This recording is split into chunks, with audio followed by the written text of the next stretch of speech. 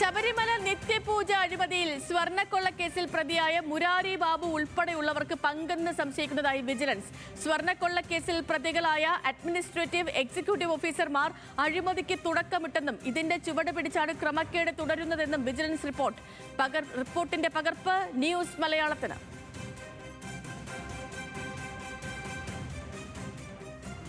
ശബരിമലയിൽ നിത്യപൂജയുടെയും അഷ്ടാഭിഷേകത്തിന്റെയും പേരിൽ ക്രമക്കേട് നടന്നതായി നേരത്തെ വിജിലൻസ് കണ്ടെത്തിയിരുന്നു. എന്നാൽ ക്രമക്കേട് എത്രമാത്രം ഗുരുതരമാണെന്ന് തെളിയിക്കുന്ന വിജിലൻസ് റിപ്പോർട്ടിന്റെ പകർപ്പാണിത്.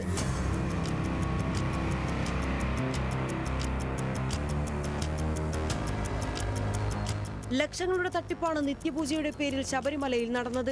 മീനമാസ പൂജയോടനുബന്ധിച്ച് അഷ്ടാഭിഷേകം നടത്തിയതിന് മാത്രം 1,01,100 രൂപയാണ് അഡ്മിനിസ്ട്രേറ്റീവ് ഓഫീസർ എഴുതിയെടുത്തത്. മാസപൂജകളുടെ മാത്രം കണക്കെടുത്തപ്പോൾ 5,15,100 രൂപ എഴുതിയെടുത്തതായി കണ്ടെത്തി. മണ്ഡല മകരവിളക്ക് സീസണുകളിലെ കണക്ക് കൂടിയെടുത്താൽ വലിയൊരു തുക വരും. ശബരിമല സ്വർണ്ണക്കൊള്ള കേസിൽ പ്രതികളായ അഡ്മിനിസ്ട്രേറ്റീവ് ഓഫീസർമാരായ Murari Babu, S Sreekumar, executive officer D Sudheesh Kumar എന്നിവരുടെ കാലത്താണ് ക്രമക്കേടിന് തുടക്കമെന്നാണ് വിജിലൻസിന്റെ സംശയം. ഇതിന്റെ ചുവടുപിടിച്ചാണ് ക്രമക്കേട് തുടരുന്നതെന്നാണ് വിജിലൻസ് കണ്ടെത്തൽ.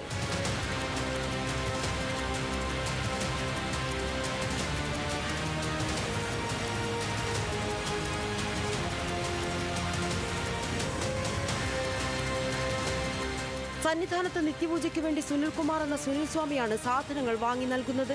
എന്നാൽ ഈ സാധനങ്ങൾ അഡ്മിനിസ്ട്രേറ്റീവ് ഓഫീസർ വാങ്ങിയതായി കണക്കുണ്ടാക്കി തിരുവിതാംകൂർ ദേവസ്വം ബോർഡിൽ നിന്നും വലിയൊരു തുക എഴുതിയെടുത്താണ് തട്ടിപ്പിന് വഴിയൊരുക്കുന്നത്. കഴിഞ്ഞ 10 വർഷത്തെ നിത്യപൂജയുടെ ഓഡിറ്റ് നടത്തി തിരിമറി കണ്ടെത്തി നഷ്ടപ്പെട്ട തുക കുറ്റക്കാരായ അഡ്മിനിസ്ട്രേറ്റീവ് ഓഫീസർമാരിൽ നിന്നും പലിശ സഹിതം തിരികെ പിടിക്കണമെന്നാണ് വിജിലൻസ് ശുപാർശ. ബിൽ പാസാക്കിയ എക്സിക്യൂട്ടീവ് ഓഫീസർമാർക്കെതിരെ അച്ചടക്ക നടപടി വേണമെന്നും വിജിലൻസ് ശുപാർശ ചെയ്തു. വിജിലൻസ് റിപ്പോർട്ടിന്റെ അടിസ്ഥാനത്തിൽ ശബരിമല സ്പെഷ്യൽ കമ്മീഷണർ ഹൈക്കോടതിയിൽ റിപ്പോർട്ട് സമർപ്പിച്ചിരുന്നു. ന്യൂസ് മലയാളം, തിരുവനന്തപുരം.